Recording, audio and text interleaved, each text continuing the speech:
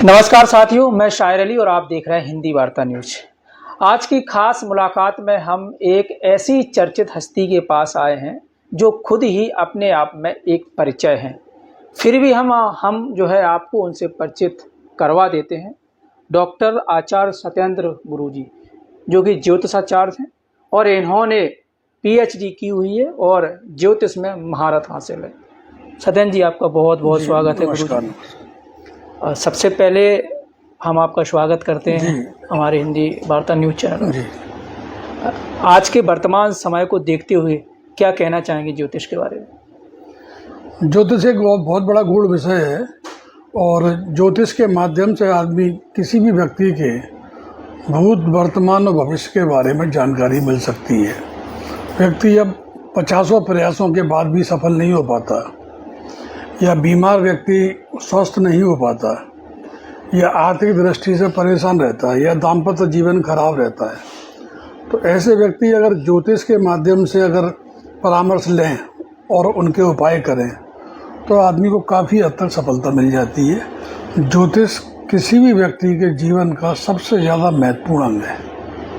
जैसे कि आप लोगों का भविष्य देखते हैं जी, उनके निवारण के लिए उनको उपाय बताते हैं जी। तो ये जो आप इस क्षेत्र में आए, कैसे आए, किस प्रकार आपकी रुचि इस क्षेत्र में बढ़ी? देखिए, ज्योतिष के क्षेत्र में तो मैं सन 2006 में आया। मेरे ऊपर शिरडी वाले साईं बाबा की असीम कृपा है, वो मेरे गुरु हैं। दत्तात्रेय भगवान का आशीर्वाद है, मेरे पूज्य पिताजी का आशीर्वाद है। ज्योतिष के क्षेत्र में मैं अचानक ही आया हूँ, मैं कहीं सीखने नहीं गया, मेरा कोई गुरु नहीं है वर्तमान में। जो भी है शिरडी वाले साईं बाबा हैं और उन्हीं की कृपा से मुझे अकस्मात ही ज्योतिष का ज्ञान उत्पन्न हुआ, लोगों का देखना शुरू किया। उसके बाद फिर मैंने पुस्तकें भी लिखी। आपका जन्म स्थान क्या है? मेरा जन्म स्थान तो मानड़, तहसील मेहगांव, जिला भिंड है, लेकिन मैं करीब जब 1 वर्ष का रहा हूँगा तब पिताजी पूरे परिवार से ग्वालियर में आके बस गए। तब से ग्वालियर में रह रहे। आपकी जो प्रारंभिक शिक्षा है वो कहाँ से प्राप्त की आपने?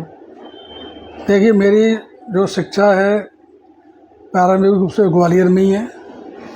सरकारी स्कूलों में मेरी शिक्षा रही है और साइंस कॉलेज ग्वालियर से, जो गवर्नमेंट कॉलेज है, वहाँ से मैंने बैचलर किया, BSc किया।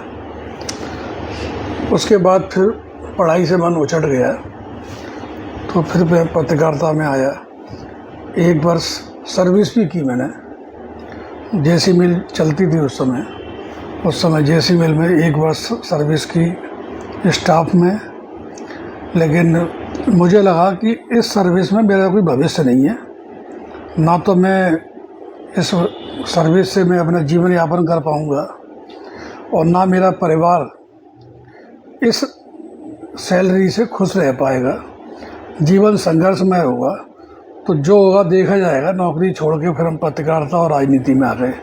मैंने कहा जो अच्छा होगा, अपने भाग्य में लिखा होगा वो होगा, तो मैंने नौकरी को लात मार दी।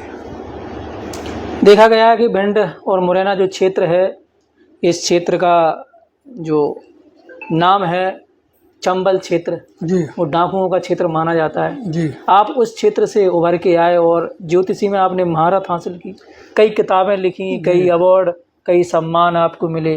देखिए, चंबल क्षेत्र तो एक तरह से बदनाम किया गया है, जबकि चंबल क्षेत्र में आदमी स्वाभिमानी रहते हैं। वो स्वाभिमान पे अगर चोट लगती है या उनके साथ में अन्याय होता है और जब उनको न्याय पुलिस प्रशासन से नहीं मिलता तो ऐसे लोग बागी हो जाते हैं, जिन्हें हम डकैत कहते हैं। तो मजबूरी में आदमी बागी होते हैं, डकैत कोई नहीं बनना चाहता। और जहाँ तक ग्वालियर चंबल संभाग की बात है, ग्वालियर चंबल संभाग के कई सपूत ऐसे रहे हैं जिन्होंने भारत की सीमाओं पर रह के अपने प्राणों की बलिदान दिया है। बहुत नाम रहा है। क्रांतिकारी राम प्रसाद बिस्मिल मुरैना के ही थे, इन्होंने चंद्रशेखर आज़ाद के साथ में काम किया।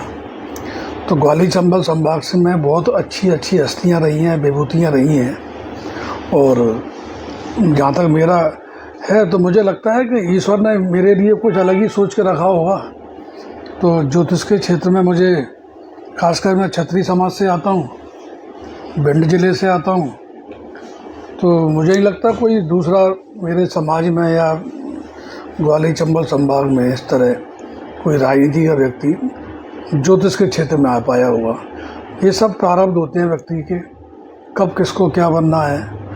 ईश्वर पहले ही विधि का विधान लिख देता है, आदमी उसी के अनुसार चलता है। जैसे किसी फिल्म में पहले स्टोरी लिखी जाती है, फिर उसके बाद में शूटिंग होती है, फिर अभिनय होता है, फिर फिल्म बनती है। ऐसे ही व्यक्ति का जीवन है, जन्म के साथ ही उसके जन्म से लेकर मरण तक की पूरी पटकथा ईश्वर के द्वारा रचित होती है। जैसे कि अब ज्योतिष की बात चल रही है, तो व्यक्ति के भाग्य की, कुंडली की, वास्तु दोष जी, मुहूर्त, शुभ कार्य, कष्ट, सुख, दुख उसके जीवन में आते हैं जी, कर्म के अनुसार। जी। तो भाग्य वैसे होता क्या है, किस प्रकार आप उसको डेफिनेशन उसकी जी, देना चाहेंगे? आपने अच्छा सवाल किया। देखिए, भाग्य जीवन में अलग से कुछ नहीं होता है। भाग्य वही होता है जो आपके बीते हुए कर्म होते हैं। जैसे आप कर्म जीवन में करते हैं अपने, उनका फल भाग्य के रूप में मिलता जाता है। पिछले कई जीवन के कर्मों का निचोड़ आपके भाग्य के रूप में इस जन्म में आता है। ऐसा नहीं है कि आप पैदा होते ही विकलांग हुए, गरीब के घर में पैदा हुए, अशिक्षित हो गए, तो ये सब प्रारब्ध होते हैं। अगर आपके प्रारब्ध अच्छे हैं, प्रारब्ध यानी पूर्व कर्म, तो आपका भाग्य अच्छा बनेगा। और जहाँ तक ज्योतिष का सवाल है, संपूर्ण ज्योतिष बहुत बड़ा है, बहुत विशाल है। धर्म ग्रंथों में इसका उल्लेख है, भविष्य पुराण में इसका उल्लेख है। संपूर्ण ज्योतिष में जैसे सामुद्रिक विज्ञान है, सामुद्रिक विज्ञान ज्योतिष की एक शाखा है जो शरीर की संरचना के आधार पर, सिर के बाल से लेके पैर के नाखून तक, शरीर के आकार वगैरह, पहचान चिन्ह, इनसे सामुद्रिक विज्ञान के द्वारा गणना की जाती है व्यक्ति कैसा होगा, चरित्र कैसा होगा, किस प्रकार के उसके गुण लक्षण होंगे। उसके बाद आते हैं एक प्रश्न कुंडली बन, जैसे किसी व्यक्ति के पास जन्म पत्री नहीं है, अपनी डेट ऑफ बर्थ टाइम वगैरह नहीं मालूम, तो उसके बारे में बताने के लिए उससे पूछते हैं, भैया आपका क्या प्रश्न है। आपने जो प्रश्न बताया, जिस समय आपने बताया, उस समय की प्रश्न कुंडली बना दी जाती है। तो ऐसे प्रश्न कुंडली के आधार पर जवाब दिया जाता है। एक ज्योतिष का अंग है हस्तरेखा शास्त्र। व्यक्ति के हाथ की रेखाओं के अनुसार उनके सवालों का जवाब दिया जाता है, उनका भविष्य बताया जाता है। वास्तु भी होता है ज्योतिष में। वास्तु आप जहाँ रहते हैं, जिस जगह कार्य करते हैं, कार्य क्षेत्र, उत्पादन क्षेत्र, फैक्ट्री, कारखाना, और अपना मकान जहाँ पर रहते हैं, किचन जिसमें खाना बनता है, ये सब वास्तु अगर घर का सही नहीं है, वास्तु यानी कि सिस्टमेटिक, अगर सिस्टमेटिक व्यवस्थाएं घर में हैं, फैक्ट्री में है, ऑफिस में है, तो आपके जीवन में विघ्न बाधाएं बहुत कम आएंगी, परेशानियां कम आएंगी और जीवन में उन्नति होगी। और घर का यदि वास्तु खराब है, फैक्ट्री का वास्तु खराब है, तो फिर आदमी परेशानियों में उलझा रहता है, आर्थिक संकट घिरा रहता है, कर्जे में डूबा रहता है। और किचन का यदि वास्तु खराब है, तो काम करने वाली महिला हमेशा किसी न किसी प्रकार की बीमारी से परेशान रहती है। जैसे कि अभी आपने यहाँ पर पुनर्जन्म की बात कही कि पिछले कर्मों का फल होता है वो अगले जन्म में उसको भुगतना। क्या पुनर्जन्म होता है, ये सत्य है? हिंदू मान्यता के अनुसार तो पुनर्जन्म होता है। आप श्रीमद् भागवत उठा के देखें, महाभारत देखें और रामायण पढ़ें, 18 पुराण हैं, उन सब में पूर्व जन्म के बारे में काफ़ी उल्लेख किया हुआ है। जैसे व्यक्ति हिंदू धर्म में कोई ख़त्म होते हैं, तो उनके घर में 13 दिन तक उनके अस्थि विसर्जन के बाद में गरुड़ पुराण का पाठ होता है। और गरुड़ पुराण में आदमी के मृत्यु होने से लेके उसकी आत्मा भटकती है, उसकी आत्मा का फिर उसके जीवन में कर्म के अनुसार न्याय होता है, स्वर्ग, नरक या कष्ट जो भी हो, कौन सी योनि में जाना है और कौन से कर्म किए उसका क्या फल मिलेगा, ये गरुड़ पुराण में 13 दिन तक पंडित पढ़ते हैं, जिससे लोगों को ये ज्ञान होता है कि हमारी घर की आत्मा कहाँ गई। और गरुड़ पुराण में सब दिया है, पुनर्जन्म के बारे में भी दिया है और आत्मा के बारे में काफ़ी विस्तृत विवेचना की गई है। तो हिंदू धर्म तो इसी थ्योरी को मान के चलता है कि पुनर्जन्म होता है। अगर पुनर्जन्म नहीं होता तो एक ही समय में एक बच्चा बहुत बड़े उद्योगपति के घर में पैदा होता है, वो अमीर होता है, उसी समय पे ही एक बच्चा गरीब के घर में पैदा होता है, वो गरीब होता है। जब दोनों का समय एक ही है जन्म का, तो दोनों के भाग्य अलग अलग क्यों हैं? ये एक बहुत बड़ा प्रश्न चिन्ह है उन लोगों के लिए जो मानते हैं कि पुनर्जन्म नहीं होता या भाग्य कुछ नहीं होता। अगर भाग्य कुछ नहीं होता तो फिर अमीर और गरीब में क्या अंतर होता? दिन भर मजदूरी करने वाला मजदूर दिन भर में मेहनत करने के बाद 500-700 रुपये कमाता है, और वही कोई बहुत बड़ा बिजनेसमैन जिसको एक दिन की सैलरी ही 2 लाख रुपए, 4 लाख रुपए, 5 लाख रुपए मिलती है। तो ये सब आदमी के भाग्य निर्धारित करते हैं। आप देखिए, एक माँ बाप के 2 बच्चे होते हैं, एक IAS बन जाता है, एक कुछ नहीं बन पाता। मुलायम सिंह यादव अपने पूरे खानदान में एक ही ऐसे नेता हुए जिन्होंने पूरे सैफई गांव का उद्धार कर दिया, उसके बाद कोई नहीं है। अमिताभ फिल्म इंडस्ट्री में देखिए आप, अमिताभ बच्चन का कितना नाम हुआ, सब कुछ हुआ, उनका बच्चा फेल हो गया राजनीति में, उसमें फिल्म लाइन में। और भी ऐसे कई उदाहरण हैं। तो खेल में देख लीजिए आप, सुनील गावस्कर का लड़का, सचिन तेंदुलकर का लड़का। राजनीति में देख लीजिए, केवल एक ही गांधी परिवार चल रहा है, नेहरू गांधी परिवार, जिनकी पीढ़ी दर पीढ़ी लोग आ रहे हैं। ये सब प्रारब्ध है। तो ये सब भाग्य का खेल है, आप मानते हैं कहीं ना? बिल्कुल बिल्कुल। अगर व्यक्ति कर्म ना करे तो फिर उसको सफलता कैसे मिलेगी? अगर वो भाग्य पे ही बैठ जाए तो? अगर व्यक्ति कर्म नहीं करे और भाग्य पे ही बैठ जाए तो कुछ नहीं हो सकता, क्योंकि कर्म और भाग्य चोली दामन के साथ है, एक सिक्के के 2 पहलू हैं। आपके घर में पूरा राशन रखा हुआ है, ये भाग्य से रखा है, और यदि आपने कर्म करके अगर उसको नहीं बनाया तो आप भोजन भी नहीं कर सकते। तो कर्म तो बहुत ज़रूरी है। भाग्य इस प्रकार मानिए कि आप अपने बैंक अकाउंट को 1 अप्रैल को जाकर जब स्टेटमेंट अपना लेते हैं तो उसमें 1 अप्रैल में आपके खाते में पैसा मान लो 2 लाख रुपए आता है, तो वो 2 लाख रुपए 1 अप्रैल की कमाई नहीं है, वो 2 लाख रुपए पिछले साल के, पिछले कई सालों का पैसा जो आपका जमा खर्च हुआ है, जो बचा हुआ पैसा वो है, वो 2 लाख रुपए आपको मिले हैं। ऐसे ही इस जन्म में जैसे ही आप पैदा होते हैं, पैदा होते ही आपने कोई कर्म ऐसे नहीं किए कि आपका भाग्य उस प्रकार जाए कि आप बड़े घर में जाएं, आप अच्छी एजुकेशन लें, या आपकी प्रतिष्ठा बहुत अच्छी हो, राजनीति में हो या सिविल सर्विसेज में हो। ये सब आपके पूर्व जन्म के अच्छे कर्म होते हैं, उन्हीं के फलस्वरूप सफलता मिलती है। जिनके अच्छे कर्म नहीं होते उनको जीवन में सफलता नहीं मिलती, फिर वो संघर्ष करते रहते हैं। देखिए, आप देखते होंगे मंदिरों के बाहर, अभी आपने कहा ना जो कर्म नहीं करे तो आदमी को क्या फल मिलेगा। किसी भी मंदिर के बाहर देखेंगे आप कि वहाँ पर बहुत सारे लोग बैठे रहते हैं, महिलाएं, वृद्ध आदमी, उनने कुछ नहीं किया, उनके भाग्य में कुछ नहीं है, केवल भोग योनि है, भोग रहे हैं पशुओं की तरह। पशु भोग योनि होती है, मनुष्य कर्म योनि होती है, कर्म भी करता है मनुष्य साथ में। तो मंदिर के बाहर बैठे व्यक्ति को भंडारे का खाना मिलता रहता है, लोग आते हैं वो चढ़ाते रहते हैं, मिलता है। उनका मतलब केवल 2 टाइम का भोजन उनको मिल रहा है। ईश्वर की इतनी उनके ऊपर कृपा है कि आपके भाग्य में कुछ नहीं है, लेकिन आप भूखों नहीं मरोगे। भूखा कोई नहीं मरता है, चाहे जीव जंतु हो चाहे मनुष्य हो। कर्म करते हो जिस प्रकार के, पिछले जैसे आपने कर्म किए वैसे आपको फल मिलते हैं। अभी आपने कहा कि भोग योनि और कर्म योनि, कर्म योनि और भोग योनि में क्या अंतर है? 84 लाख योनि मानी गई है हिंदू मान्यताओं के अनुसार, हिंदू धर्म के अनुसार। उसमें सभी योनि भोग योनि है, भोगते हैं। पशु, पक्षी, पत्थर, किसी भी प्रकार की वस्तुएं, जीव जंतु, पेड़ पौधे, ये सब भोग योनि है।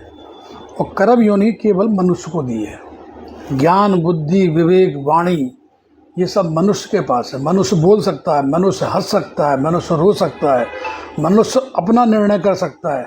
मनुष्य के पास में सिलेक्शन करने का अधिकार है कि मुझे ये पसंद है कि मुझे ये पसंद है। ये किसी और जाति में नहीं है या किसी और प्राणी मात्र में नहीं है, मनुष्य के पास है। मनुष्य को इसलिए ज्ञान दिया है, बुद्धि दी है कि मनुष्य अच्छे कर्म करके स्वर्ग भी पा सकता है, बुरे कर्म करके नरक भी पा सकता है, और अच्छे कर्म करके पिछले जो बुरे कर्म रहे हैं उनको पूरा करके वो मोक्ष भी पा सकता है, यानी ब्रह्मलीन भी हो सकता है ईश्वर की शरण में। और जो ईश्वर में ब्रह्मलीन होते हैं उनका पुनर्जन्म नहीं होता, आत्मा का विलीन हो जाता। अभी आपने स्वर्ग और नरक की बात कही। स्वर्ग और नरक क्या मानते हैं आप? स्वर्ग और नरक एक दूसरे के पूरक हैं? स्वर्ग नरक एक सिक्के के दो पहलू हैं।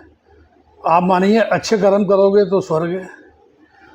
अभी अच्छे कर्म करके अब यदि हम बैठे हुए हैं यहाँ पर, अच्छी जगह बैठे हुए हैं, अच्छी हवा हमको मिल रही है, अच्छी बात कर रहे हैं, तो यही हमारे लिए स्वर्ग है।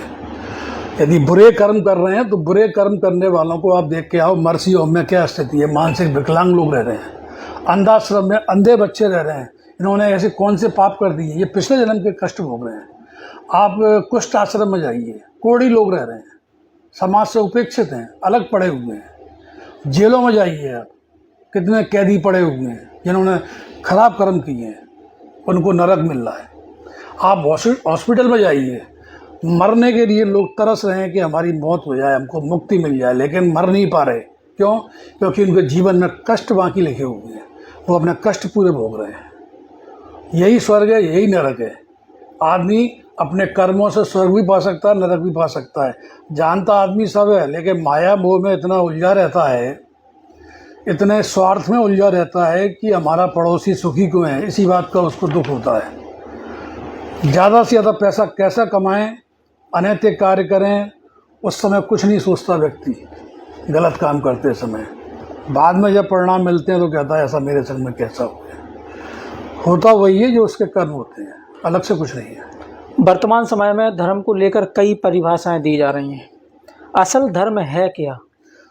देखिए, असल धर्म या सनातन धर्म जो बार बार बोला जाता है, एक तो राजनेताओं ने इसको एक ब्रांड बना दिया है, और कुछ धर्म के क्षेत्र में अनपढ़ लोग जो पढ़े लिखे और शिक्षित नहीं है, केवल धर्म की आड़ में व्यक्तियों को डराकर, भगवान से डराकर, तो लोग एकत्रित होकर उनके पास पहुंचते हैं, सोचते हैं कि इनके माध्यम से, अच्छा स्वयंभू सरकार बने हुए हैं ये लोग। सरकार तो गवर्नमेंट ऑफ इंडिया होती है, स्टेट गवर्नमेंट होती है, ये स्वयंभू सरकार बने हुए हैं। जैसे कोई स्थान का नाम है, वहाँ हनुमान जी का मंदिर है, लेकिन सरकार वो खुद ही कहलाते हैं। ऐसे लोग भी हैं बहुत सारे जो सत्ताधारी पार्टी के संरक्षण में पल रहे हैं और पल कर जनता को भ्रमित कर रहे हैं, और धर्म की आड़ में अपना व्यापार बढ़ा रहे हैं। और जनता भी सोचती है कि इनके माध्यम से, इनके आशीर्वाद से हमको स्वर्ग मिल जाएगा या हमारे जीवन में उन्नति हो जाएगी, जबकि ऐसा कुछ भी नहीं है। और जहाँ तक धर्म की बात है, सर्वधर्म समभाव ये एक नारा है, और यही सभी ग्रंथों में लिखा हुआ है कि सभी धर्मों का सम्मान करना चाहिए, सभी व्यक्तियों का सम्मान करना चाहिए, सब बराबर हैं। किसी भी धर्म में, चाहे बाइबल हो, चाहे कुरान शरीफ हो, गुरु ग्रंथ साहब हो, श्रीमद् भागवत हो, रामायण हो, महाभारत हो, किसी में भी ये नहीं लिखा कि किसी गरीब को सताएं, किसी जाति के साथ भेदभाव करें, किसी अछूत के साथ भेदभाव करें, या किसी जाति धर्म विशेष के व्यक्तियों के साथ में आलोचना करें, या ऐसा कार्य करें जिससे दूसरे की आत्मा दुखे। सही धर्म तो वो है कि हमसे कोई दुखी ना हो और हम किसी को दुखी ना करें, और सब मित्रता के भाव से रहें। सभी मनुष्य हैं, मनुष्य पहले हैं, धर्म बाद में है। आप ब्लड बैंक में जाएंगे, जब ब्लड की ज़रूरत पड़ती है तब ये नहीं देखा जाता ये ब्लड SC ST क्लास का है कि मुसलमान का है कि हिंदू का है कि पंजाबी का है कि क्रिश्चियन का है। खून आदमी के काम आता है, जीवन देता है, उस समय धर्म कोई नहीं देखता है। धर्म की राजनीति करने वाले लोग केवल जनता को भ्रमित करते हैं और वोट बैंक की राजनीति करते हैं। मैं इसके बहुत खिलाफ हूँ। अभी तक आपके पास जो लोग आते हैं, किन किन समस्याओं को लेकर आते हैं, और लगभग कितने लोगों को समस्याओं का आप निदान कर चुके हैं? देखिए, 2006 से लेके अभी 2025 चल रही है, लगभग 19 साल हो गए। इसमें करीब 10,000 से ज़्यादा लोगों को मैं देख चुका हूँ। कुछ लोग बाहर के भी हैं, मतलब देश के बाहर के भी हैं। ऑनलाइन भी लोगों से मेरी बात होती है, ऑनलाइन भी समाधान करता हूँ। मेरे पास जो ज़्यादातर समस्याएं आती हैं, एक तो समस्या आती है साहब, हमारा बच्चा हमारे कहने में नहीं चल रहा, जी बिल्कुल। मानता नहीं है किसी की, और पढ़ाई में उसका मन नहीं लगता, या हमारी लड़की हमारे कंट्रोल के बाहर है। फिर मैरिज की लेकर समस्याएं आती हैं।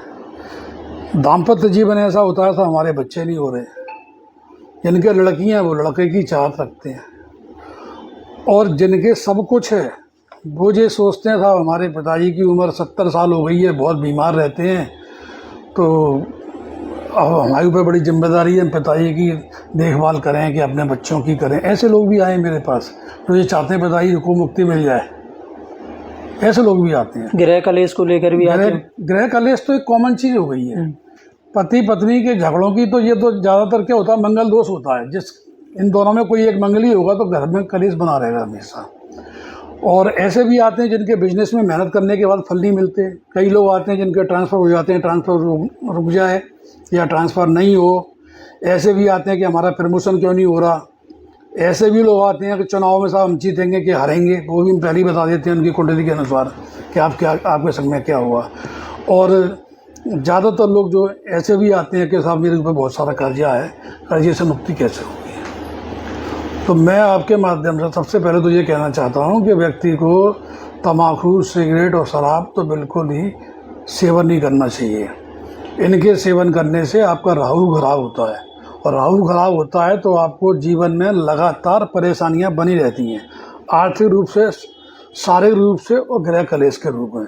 तो राहु को शांत करने के लिए धूम्रपान, शराब, सिगरेट ये सब छोड़ देना चाहिए, अन्यथा आपका लीवर डैमेज हो जाएगा, लंग्स आपका डैमेज हो जाएगा। मैं तो लोगों को बताता हूँ, रोज़ बताता हूँ।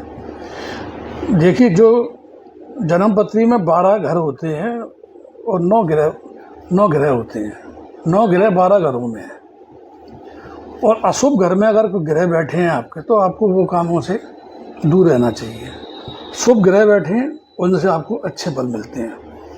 तो मैंने फिर बात वही की घूम के आती है कि आप यदि अच्छे कर्म करोगे, जीवन में कभी किसी के संग में गलत काम नहीं करोगे, सदकर्म करोगे, तो आपके जीवन की जो रुकावटें वो धीरे धीरे दूर होती चली जाएंगी। और यदि आप गलत काम कर रहे हो फिर चाहोगे अच्छे फल मिलें, कभी नहीं मिलेंगे।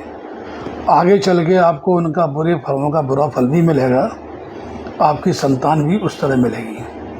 किसी व्यक्ति के जीवन के कर्मों का अगर मूल्यांकन करना है तो ये करिए कि इसकी औलाद कैसी है। ये करिए कि आदमी की 60 साल के बाद ज़िंदगी कैसी जी रहा है वो आदमी। अगर बुढ़ापे में संकट है, औलादों से परेशान है, या औलाद निकम्मी निकली है, घर में कलेश है, या पिता इस सोच में डूबा है कि रात को कितने बजे दारू पी के लड़का लौटेगा, क्या होगा, कलेश होगा नहीं होगा, यही उसके लिए नरक है। यही उसके जीवन के किए हुए बुरे कर्मों का फल है जो बुढ़ापे में भोगता है। और जो बुढ़ापे में बढ़िया नींद सोता है, बच्चे उसके इशारे पे चलते हैं, वही उसके लिए स्वर्ग है। यही परिभाषा है स्वर्ग नरक की। जो देखना हो, जैसे कर्म करते चलो वैसे फल भोगते चलो। जैसे कि अभी आपने कहा कि गृह कलेश एक आम बात हो गई जी, और ये जो है मांगलिक दोष होता है जी। अब जब व्यक्ति दाम्पत्य जीवन में जब कदम रखता है, तो दाम्पत्य जीवन में कदम रखने से पहले, चाहे वो नर हो या नारी हो, किन किन चीज़ों का ध्यान उनको रखना चाहिए? दाम्पत्य जीवन में आने से पहले सबसे पहले विवाह के पूर्व कुंडली का मिलान करना चाहिए। कुंडली के मिलान में 2 चीज़ें देखी जाती हैं, एक तो मंगल दोष और दूसरा नाड़ी दोष। नाड़ी दोष यदि अगर दोनों का नाड़ी दोष एक ही नाड़ी है, तो संतान में कष्ट रहता है, संतान परेशान होती है, संतान नहीं होती है। दूसरा मंगल दोष, नर मेल और फीमेल में कोई यदि एक मंगली है, दूसरा मंगली नहीं है, तो जो मंगली नहीं है वो बीमार बना रहेगा, घर में कलेश बना रहेगा, डाइवोर्स हो जाएगा, या एक्सीडेंट में उसकी मौत हो जाएगी। कुल मिला के आदमी का गृहस्थ जीवन पूरा खराब बना रहेगा। इसलिए मंगल दोष का उपाय भी करना चाहिए और मंगल को मंगल से ही शादी करना चाहिए। अगर मंगली लड़का है तो मंगली लड़की होना चाहिए, और यदि मंगली लड़की है और मंगली लड़का नहीं है तो जिस स्थान पर लड़की की जन्म पत्री में मंगल विराजमान है उसी स्थान पर लड़के की जन्म पत्री में शनि हो या राहु हो या गुरु हो या सूर्य हो तो मंगल की काट हो जाती है। यानी कि जन्म कुंडली का अहम योगदान है व्यक्ति के जीवन में। जन्म कुंडली का प्रतिदिन योगदान है आदमी के जीवन में। जन्म कुंडली मार्गदर्शक का काम करती है आदमी के जीवन में, और जो लोग नहीं मानते तो वो तो फिर भगवान को भी नहीं मानते, कहते पत्थर है ये तो। हाँ, कुछ लोग इसको आस्था का सवाल है, अंधविश्वास मानते हैं। आस्था का सवाल है। यदि आपकी आस्था आपके पिताजी में है तो आप अपने पिता को ही भगवान मानोगे, और जो पिता की उपेक्षा करते हैं, पिता का ही मान सम्मान नहीं करते, तो वो भगवान का क्या करेंगे और किसी को क्या मानेंगे। लेकिन अच्छे अच्छे डॉक्टर भी देखे हैं, मेरे पास भी आए हैं, एडवोकेट भी देखे हैं, इंजीनियर भी आते हैं, सब परेशान होके आखिरी में ज्योतिष की शरण में ही आते हैं। डॉक्टर भी आखिरी में कह देता है कि हमने तो पूरा इलाज कर दिया, अब आप भगवान से प्रार्थना करो या अपने घर ले जाके सेवा करो। डॉक्टर भी हार मान जाते हैं एक समय बाद। ज्योतिष ही एकमात्र ऐसा ग्रंथ है, विषय है, शास्त्र है, जिसके माध्यम से आप जलवायु के बारे में मालूम कर सकते हैं, बरसात के बारे में मालूम कर सकते हैं, व्यक्ति के भविष्य के बारे में मालूम कर सकते हैं, बीमारी के बारे में मालूम कर सकते हैं।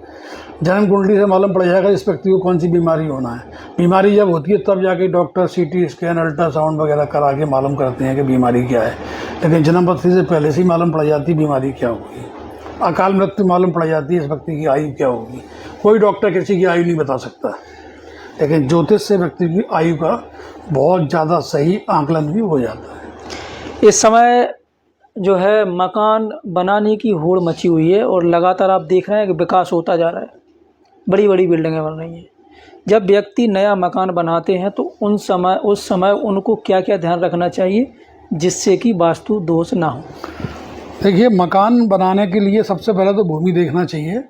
भूमि तिकोनी नहीं हो, भूमि ऐसा ना हो कि इसका चौड़ाई ज़्यादा हो, लंबाई कम हो, और ऐसी भी नहीं हो कि वर्गाकार, मतलब स्क्वायर भूमि होना चाहिए। पहली बात तो ये है, लंबाई चौड़ाई समान होना चाहिए। लंबाई चौड़ाई समान हो या चौड़ाई से ज़्यादा लंबाई हो, लेकिन स्क्वायर में हो, कहीं कोना तिकोना कटा फटा नहीं हो, रेंच में ना हो।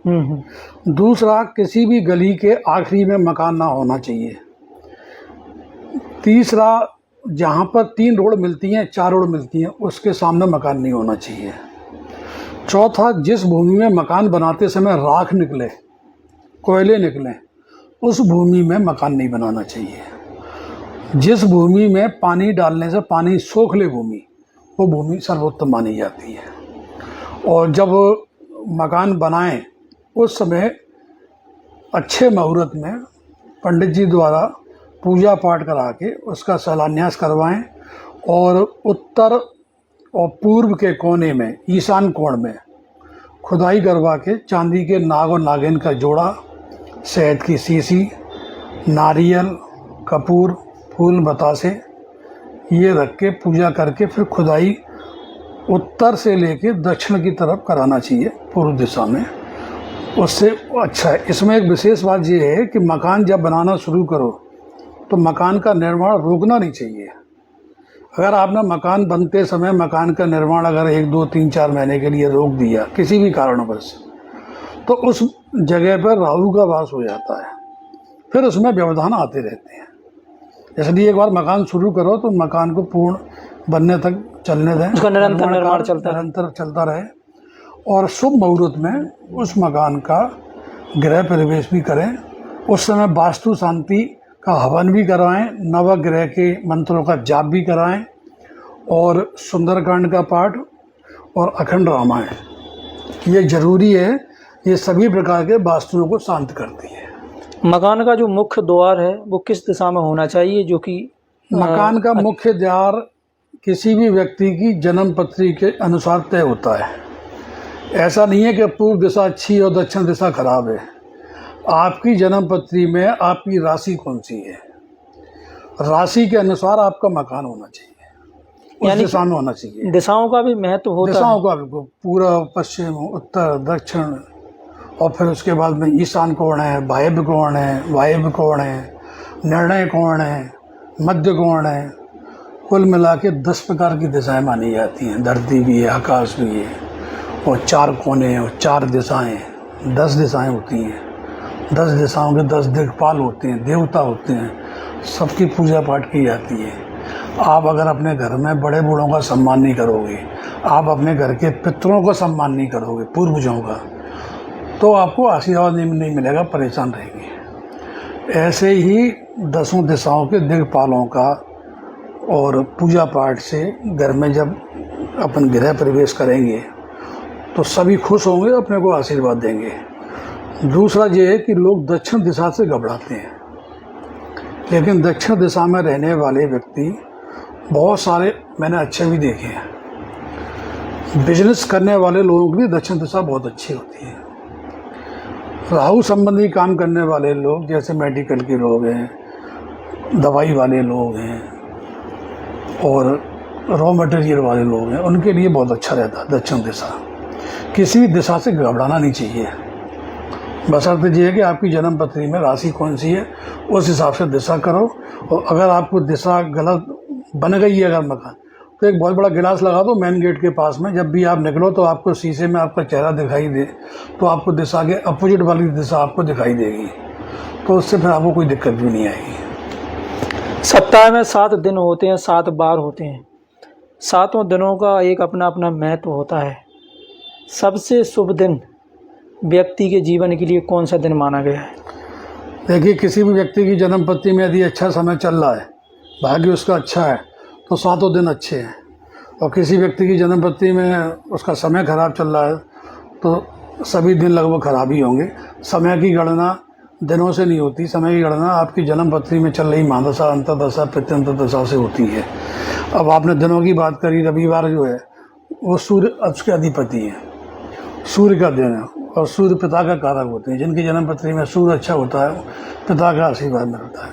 सोमवार चंद्रमा का कारक है, लेकिन सोमवार शिव जी को माना गया है, शिव जी के लिए, शिव जी की पूजा की जाती है। मंगलवार हनुमान जी के लिए माना गया है, लेकिन मंगल ग्रह अलग होते हैं, मंगल ग्रह की पूजा की जाती है। बुधवार बुध ग्रह की पूजा होती है, चंद्रमा के पुत्र हैं बुध, और लेकिन बुध जो हैं गणेश जी के रूप में समर्पित है। गुरुवार को गुरु जो देव हैं, वो 9 ग्रहों में गुरु, उनके गुरु हैं वो गुरुदेव बृहस्पति। लेकिन गुरुवार को भगवान राम, भगवान विष्णु, दत्तात्रेय भगवान, श्री साईं बाबा, इन सबको समर्पित है। शुक्रवार शुक्र ग्रह के लिए शुक्राचार्य, जो राक्षसों के गुरु थे शुक्राचार्य, उनके पास संजीवनी विद्या थी जो राक्षसों को दोबारा जिंदा कर देते थे, वो शुक्राचार्य को समर्पित थे। लेकिन हम लोग शुक्रवार को देवी को समर्पित करते हैं, देवी को मानते हैं, काली को, दुर्गा को, नवग्रह नवदुर्गा को। शनिवार शनिदेव को समर्पित है, सूर्यपुत्र शनिदेव, लेकिन शनिवार को शिव जी की पूजा करना चाहिए। रविवार को भैरव की पूजा करना चाहिए। जिनके जीवन में बहुत अशांति होती है, बहुत परेशानियां होती हैं, ग्रह भी सहयोग नहीं कर रहे होते हैं, तब आदमी भैरवनाथ की पूजा करे, कुत्ते को दूध पिलाए, भैरव चालीसा का पाठ करे। भैरव अवतार भी भगवान शंकर जी के अवतार है। लोगों के जीवन में जब कष्ट आता है तो कहते हैं कि शनि की दृष्टि खराब है और शनि देव का उस पर प्रकोप है। तो जब शनि की दृष्टि खराब हो, व्यक्ति के जीवन में अपार कष्ट हो, तो कैसे बचा सकता है और शनि देव जी को कैसे प्रसन्न किया जा सकता है? देखिए, शनि जो है, शनि ग्रह न्याय के प्रतीक हैं। शनि आपके कितने भी अच्छे हों जन्म पत्री में, यदि आपने जीवन में गलत कर्म किए हैं तो उनका दंड भी आपको भोगना पड़ता है, देते हैं वो न्याय करते हैं। और शनि इस संसार की आबादी जितनी भी है, इस समय लगभग 8 अरब आबादी है। हिंदुस्तान की आबादी 140 करोड़ है। 40% आबादी को शनि हमेशा प्रभावित करते हैं। 3 राशियों पर शनि की 7.5 हमेशा चलती है। इस समय 3 राशियाँ जो जिन पर 7.5 चल रही है, कुंभ राशि है, मीन राशि है और मेष राशि है। 3 राशियों पर 7.5 चल रही है। 2 राशियों पर शनि की ढैया चल रही है। एक ढैया चल रही है सिंह राशि पर और एक चल रही है धनु राशि पर। तो 5 राशि शनि से प्रभावित है, पीड़ित है। तो शनिदेव को प्रसन्न करने के लिए व्यक्ति को शनिवार को दशरथ शनि स्तोत्र का पाठ करना चाहिए। पीपल के नीचे सरसों के तेल का दीपक शाम के समय लगाना चाहिए। शनि मंत्र का पाठ करना चाहिए। ओम प्राम प्रीं ओम सा शनिश्चराय नमः, ये बीज मंत्र है। सामान्य मंत्र है ओम सा शनिश्चराय नमः, इसका जाप करना चाहिए। और शनिवार के दिन काले साबुत उड़द, काले तिल, काला कपड़ा, लोहे की कील, सरसों का तेल, ये सब अपने सिर पे से उसार कर शनिदेव पे चढ़ाना चाहिए और अच्छे कर्म करना चाहिए, इसका विशेष ध्यान रखें। और काले कपड़े, जब शनि का प्रकोप ज़्यादा हो तो काले कपड़े नहीं पहने, काले कपड़ों को दान करना चाहिए। और शनि जिन पर प्रसन्न होते हैं तो रंग से राजा बना देते हैं, और शनि जिन पर प्रकोप दिखाते हैं वो राजा से रंग बन जाता है। एक उदाहरण देता हूँ आपको।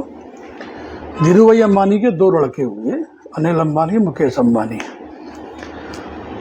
जब धीरूभाई अंबानी के मरने के बाद उनकी संपत्ति का बंटवारा हुआ तो धीरूभाई अंबानी के दोनों बेटे मुकेश और अनिल को संपत्ति मिली। आज मुकेश देश के नंबर 1 के उद्योगपति हैं, विश्व के टॉप 10 में उनका नाम आता है। और अनिल अंबानी बिल्कुल कर्ज में डूबे हुए हैं और कंपनियां उनकी दिवालिया घोषित हो गई हैं और वो रोड पे आ गए। तो यही फ़र्क है भाग्य में। कहते हैं ना भाग्य क्या होता है, भाग्य यही होता है। एक माँ बाप की संतान है, एक पालन पोषण हुआ है, एक का भाग्य कैसा है वो डाउन है, एक का भाग्य कितना ऊंचा है। हाँ, कर्म दोनों ही कर रहे हैं, कर्म दोनों ही कर रहे हैं, बिजनेस दोनों ही कर रहे हैं, बिजनेस दोनों ही कर रहे हैं, लेकिन वो आगे जा रहे हैं, वो पीछे जा रहे हैं। वो जितना आगे जा रहे हैं वो उतना ही पीछे जा रहे हैं। और आपने अभी तक कई किताबें लिखी हैं, कई आपको अवार्ड मिले हैं, सम्मान मिले हैं। कितनी किताबें आप अब तक जो है लिख चुके हैं? कौन कौन सी सम्मान आपको प्राप्त हुए? देखिए, मैं 2 किताबें लिखी हैं मैंने। एक तो ज्योतिष सागर, इसमें ज्योतिष की जितनी संपूर्ण विधाएं हैं उनके बारे में विस्तृत विवेचना की है, सरल भाषा में। आप भी पढ़ेंगे तो आप आसानी से समझ सकते हैं। दूसरा, उसमें अपने सभी प्रकार की बीमारियां, सभी प्रकार के कष्टों के उपाय भी लिखे हैं। दान पुण्य जाप मंत्र सब चीज़ें लिखी हैं। आदमी उन उपायों से, कष्टों से मुक्त हो सकता है। और एक किताब लिखी है ज्ञान सागर। ज्ञान सागर में हमने धार्मिक कथाएं लिखी हैं, प्रेरक कथाएं लिखी हैं, उपदेश देने वाले वचन लिखे हैं और अनमोल वचनों का संग्रह। वो किताब इस प्रकार की है कि आपके व्यक्तित्व विकास में, आपकी नॉलेज बढ़ाने में, और आपको ऐसी ऐसी जानकारी मिले जो पहले कभी आपने पढ़ी नहीं है, उन सब का मैंने संकलन करके करीब 5-7 साल की मेहनत से 2 किताबें तैयार की। 2013 में पहली किताब प्रकाशित हुई थी मेरी। उस 2013 से 2025 तक, अभी तक मेरे ये दोनों किताबों के 13 संस्करण निकल चुके हैं। और एक किताब मैंने लिखी है श्री साईं उपदेश, जो मेरे गुरु हैं। 31 पाठ मैंने बनाए हैं, उसमें साईं बाबा की कथा भी है और साईं बाबा के वचन भी हैं। डेली आदमी पढ़ेगा तो साईं बाबा की कृपा उसको प्राप्त होगी। तो साईं बाबा के जितने भी उपदेश हैं उन उपदेशों का उसमें व्याख्यान दिया गया है। अब ये तो जो है ज्योतिष को लेकर कर्म कांड, कुंडली, वास्तुशास्त्र, धर्म, सभी को लेकर चर्चा यहाँ हुई, आपके जीवन को लेकर भी चर्चा हुई। लेकिन आज की स्थिति में जी सनातन धर्म में वैसे गाय को गौ माता का दर्जा दिया हुआ है। बिल्कुल। और 33 करोड़ देवी देवताओं का वास माना जाता है। 33 करोड़ देवी देवताओं का गाय में वास है, उसको माता का दर्जा दिया गया। माता यानी कि संसार की सृजनकर्ता मानी जाती है। सही बात, बिल्कुल। आज उस गाय माता की स्थिति आपको पता है क्या है? बहुत दयनीय है। सड़कों पे मर रही है, प्लास्टिक पॉलीथीन खा रही हैं। तो क्या कहना चाहेंगे इस बारे में? देखिए, पहले गौ माता को बहुत विशेष दर्जा दिया जाता था, लोगों के अंदर भावनाएं थी। अब व्यक्ति निष्ठुर हो गया है, भाई भाई का सगा नहीं है, संपत्ति को लेकर विवाद है, बच्चों से विवाद है। अब आदमी बहुत संकुचित हो गया, सिमट गया अपने आप में। पहले पशुओं की सेवा की जाती थी। पहले कोई मिलने आ जाता था, उसको खाना पीना खिलाना, चाय पानी पिलाना। अब तो आता तो पता नहीं ये आदमी कब जाएगा यहाँ से वापस, ऐसी स्थिति हो गई है। गौ माता बहुत सम्मानजनक है और हिंदू धर्म के लिए तो सर्वोच्च पूजने वाली देवी के रूप में मानते हैं, जिसके गाय के गोबर में लक्ष्मी का वास माना गया है और गाय के मूत्र में गंगा का वास माना गया है। और कामधेनु गाय का तो शास्त्रों में उल्लेख दिया हुआ है। लेकिन दुर्भाग्य ये है कि अब गायों को दोहने के बाद में रोड पर छोड़ दिया जाता है चरने के लिए। अधिकांश लोगों की गायें रोड पे घूम रही हैं और शाम को घर पहुंच जाती हैं, घर में बांधते नहीं हैं लोग। गांव के अंदर फसलें नहीं खाएं इसलिए फसलों पर कटीले तार लगा दिए गए हैं और गौ माताओं को छोड़ दिया रोड पे। सैकड़ों गायें रोजाना एक्सीडेंट में ख़त्म हो रही हैं, कसाईयों के द्वारा काटी जा रही हैं और आवारा घूम रही हैं, पूरे दिन खा के मर रही हैं, भूखों मर रही हैं। हिंदुओं की जो आत्माएं पता नहीं कैसे लोगों को कचोटती नहीं है, या लोगों को दर्द नहीं होता कि जिस गौ माता को हम गौ माता के रूप में दर्जा देते हैं, जिसकी पूजा करते हैं हम, और उसी गौ माता की ये दुर्गति हो रही है। असल में है क्या, इस ज़माने में कलयुग में घोर कलयुग चल रहा है। आदमी अपने माता पिता की तो सेवा कर नहीं रहा, गौ माता की क्या सेवा करेगा। सरकार को चाहिए, जगह जगह सरकार करती भी है, गौशालाएं भी बनी हैं, जगह जगह गौशाला बनी है, उनमें गौ रखी जाती है। लेकिन गौशाला संचालक उनका चारा खा जाती है। लेकिन उन गौशालाओं में मैंने ये देखा है दूध देने वाली गाय रखते हैं। ऐसी गौशालाएं बनना चाहिए जिसमें कि दूध देने वाली गाय नहीं हो, लावारिस गाय हो, बीमार गाय हो, वृद्ध गाय हो, उनकी सेवा होना चाहिए। देखो, सच्ची सेवा तो वृद्ध माँ बाप की होती है। जवान माँ बाप की सेवा करना कोई बड़ी सेवा नहीं है, क्योंकि जवान माँ बाप पैसा कमा के दे रहे हैं, माँ घर में काम करके तुमको खिला रही है, तो उनकी सेवा करोगे तो वो सेवा नहीं मानी जाएगी। माँ बाप की सेवा तब मानी जाएगी माँ बाप वृद्ध हो जाएंगे आपके। ऐसी गायों की सेवा करना है तो वो सेवा तब मानी जाएगी जब गाय किसी लायक ना रहे। तो ये लोगों के अंदर अपनी भावनाएं जगाने वाली बात है। लोग अपने माता पिता की नहीं कर पा रहे तो गायों से क्या उम्मीद करें। सरकार को करना चाहिए, सरकार को गाय को राष्ट्रीय गौ माता का दर्जा देना चाहिए, राष्ट्रीय पशु का दर्जा देना चाहिए।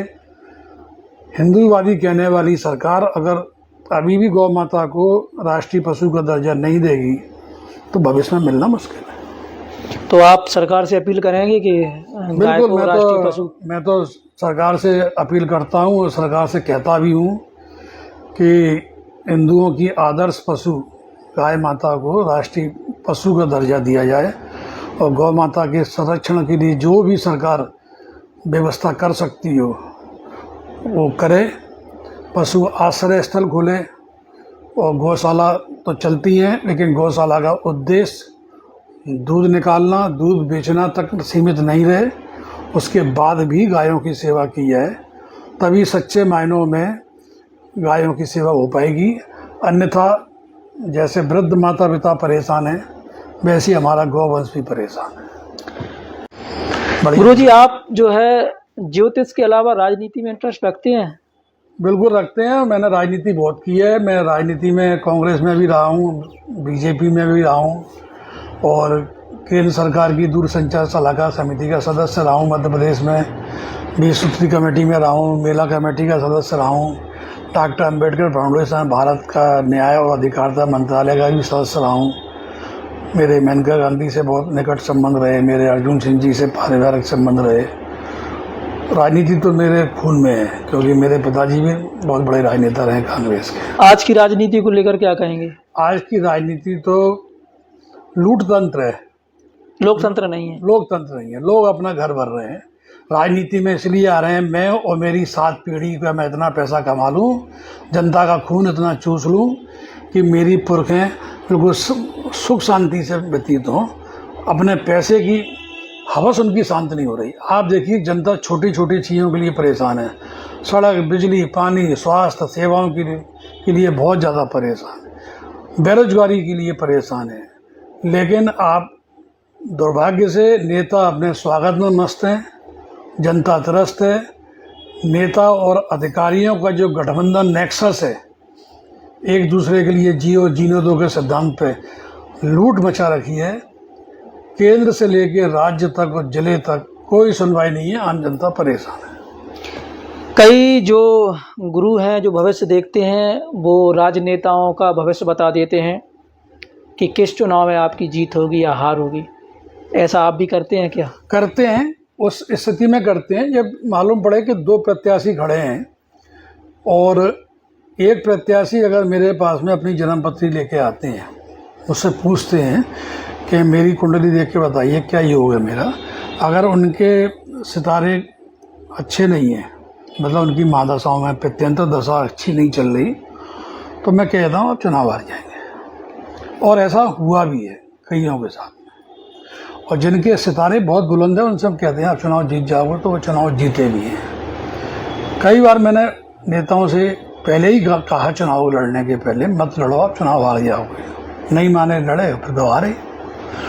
तो व्यक्ति का मन नहीं मानता ना, लेकिन भविष्य तो आदमी देखने के लिए सभी आते हैं। मेरे पास तो नगर निगम चुनाव के भी आते हैं, विधानसभा के भी आते हैं, लोकसभा के भी आते हैं, सितारे सब बोल देते हैं। किसी बड़े नेता का आपने जो है भविष्य कईयों का देखा है, लेकिन ये क्या है कि डॉक्टर को अपने पेशेंट के बारे में और ज्योतिष को अपने जातक के बारे में ओपन नहीं करना चाहिए। ये अब यहाँ पर ये गोपनीयता रहती है। अब यहाँ पर आप जो है नाम के बारे में हम बात नहीं कर रहे हैं, लेकिन आप मेरे यह मान के चलिए, मेरे पास कांग्रेस के बड़े से बड़े नेता, भारतीय जनता पार्टी की बड़े से बड़े नेता मेरे पास आ चुके हैं। व्यापारी भी आए, एडवोकेट भी आते हैं, डॉक्टर भी आते हैं। जो आप डॉक्टर दूसरों का इलाज करते हैं वो अपने इलाज के लिए मेरे पास आते हैं। जिन नेताओं की आपने जो भविष्यवाणी की वो हारे भी और वो जीते, हुई सत्य हुई। जिसको हारने को कहा था वो हारा, जिसको जीतने को कहा था वो जीता। कई दिग्गज नेता शामिल हैं इसमें। बिल्कुल। पार्टी को लेकर कोई घोषणा कर सकते हैं कोई भविष्य 2028 के लिए? 2028 में तो फिर मध्य प्रदेश में भारतीय जनता पार्टी सरकार फिर बनेगी भारतीय जनता पार्टी की सरकार जी। लेकिन देखा जा रहा है कांग्रेस काफ़ी तैयारियां कर रही है। देखिए, कांग्रेस कितनी भी तैयारी कर ले, कांग्रेस के अंदर अंतर कलह बहुत ज़्यादा है। कांग्रेस में नेता रहे नहीं, संगठन है नहीं, काम करने वाले कार्यकर्ता है नहीं। कांग्रेस को चलाने वाले दो लोग हैं, कमलनाथ और दिग्विजय सिंह। और दिग्विजय सिंह के पट्टे हैं जीतू पटवारी उमंग संगार अपने अपने चुनाव क्षेत्र तक सीमित हैं। और जीतू पटवारी खुद राऊ में विधानसभा में 40,000 वोट से चुनाव आ रहे हैं। वो प्रदेश का संगठन उनके पास में है। तो कांग्रेस के पास पटे हुए मोहरे हैं, नई लीडरशिप नहीं है। और कांग्रेस की सबसे बड़ी गलती ये है, ज्योतिरादित्य सिंधिया जो कांग्रेस में थे, स्टार प्रचारक थे, कैंपेनर थे, उनको कांग्रेस नहीं रख पाई अपने पास। दिग्विजय सिंह और कमलनाथ की जोड़ी ने सिंधिया को कांग्रेस छोड़ने के लिए मजबूर किया गया और उन्हीं सिंधिया की वजह से फिर भाजपा की सरकार बन गई 1.5 साल। एक अहम सवाल छूट गया था और वो सवाल हम यहाँ पर करना चाहेंगे। इस समय गुरुजी आपने देखा होगा आचार्य जी कि लोगों ने समाज तो बांट लिया है, समाज के साथ साथ भगवानों को भी बांट लिया है। हर समाज ने एक अपना अपना भगवान चुन के उनकी यात्राएं निकालती है, जबकि भगवान तो सबके होते हैं, सर्व समाज के होते हैं। सही बात। ऐसे लोगों को क्या संदेश देना चाहेंगे?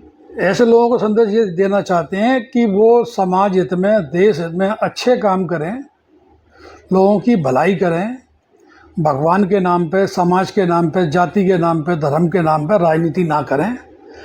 राजनीति ऐसे लोग करते हैं, ये लोग जिनके पास कोई उद्देश्य नहीं होता, जनता में उनकी कोई पकड़ नहीं होती, कोई छाप नहीं होती, तो वो भगवान के नाम पे राजनीति करते हैं, धर्म के नाम पे करते हैं, जाति के नाम पे। ये लोग राजनीति छोड़कर समाज की भलाई का काम करें तो उनका भी मान सम्मान बढ़ेगा और उनके सदकर्मों में भी वृद्धि होगी। लेकिन देखा जा रहा है इस समय हिंदू धर्म हो चाहे अन्य धर्म हो, सभी धर्मों में इतना ज़्यादा विषैला वातावरण पैदा कर दिया गया है कि परेशान है सब। हिंदुस्तान में सभी धर्मों का एक ज़माने में बहुत सम्मान होता था, एक दूसरे के धर्म में लोग जाते थे। आज स्थिति ये है कि रामलीला में काम करने वाला अगर व्यक्ति मुसलमान है तो उसको हटा दिया जाता है। अभी ताज़ा उदाहरण को वाली रखा है। वो 20 वर्षों से करीब 20-25 वर्ष से काम कर रहा था, कहीं केवट बनता था, रामलीला में पूरी तन मन धन से लगा रहता था, गुड्डू वारसी उसको हटा दिया गया हिंदू संगठन के कहने पर। और ज्योतिरादित्य सिंधिया में इतनी दम भी नहीं रही कि वो उसका विरोध कर पाए। ज्योतिरादित्य सिंधिया का ही वो खास समर्थक रहा है। जैसे कि आपने सुना, हमारे साथ जुड़े हुए थे आचार्य डॉक्टर सत्येंद्र गुरु जी, और इस वक्त हम ग्वालियर में बैठे हुए हैं और गुरुजी के साथ हमारा साक्षात्कार चल रहा था। और गुरुजी राष्ट्रीय अध्यक्ष, अखिल भारतीय भविष्य मंथन के राष्ट्रीय अध्यक्ष भी हैं और इन्होंने पीएचडी की है और महारत हासिल है, गोल्ड मेडलिस्ट भी हैं। कई सम्मान, कई पदक इन्होंने जीते हैं, इनको सम्मान प्राप्त हुआ है। और पूरे भारत देश में चंबल संभाग हो या अन्य संभाग हो, सभी जगह इस क्षेत्र में अपनी ख्याति प्राप्त की है। और कई विदेशों से अपनी अपनी समस्याओं को लेकर भी लोग इनसे ऑनलाइन जुड़ते हैं, कई प्रत्यक्ष रूप से भी यहाँ पर आए हैं। यदि आप भी आचार्य जी के पास आना चाहते हैं तो इनका पता है C3 KS विलास बसंत विहार, ग्वालियर, मध्य प्रदेश। और स्क्रीन पे जो आपको नंबर दिख रहे हैं, आप उस पर भी कॉल करके गुरुजी संपर्क कर सकते हैं और अपनी समस्याओं का निदान करवा सकते हैं। आचार्य जी, कुछ फीस वगैरह रहती है क्या? देखिए, वैसे तो फीस तो है, क्योंकि फ्री की दवाई और फ्री की सलाह आदमी को ज़्यादा महत्व नहीं रखती, और अगर फीस नहीं रखेंगे तो फिर आदमी उसका महत्व नहीं रखता उन चीज़ों का। तो फीस है और सामर्थ्यवान के लिए फीस है, और यदि आदमी बहुत ही ज़्यादा परेशान है और देने की स्थिति में नहीं है तो उसके लिए हम निःशुल्क परामर्श भी देते हैं। हमारे साथ बने रहें और देखते रहें हिंदी वार्ता न्यूज़। नमस्कार। नमस्कार।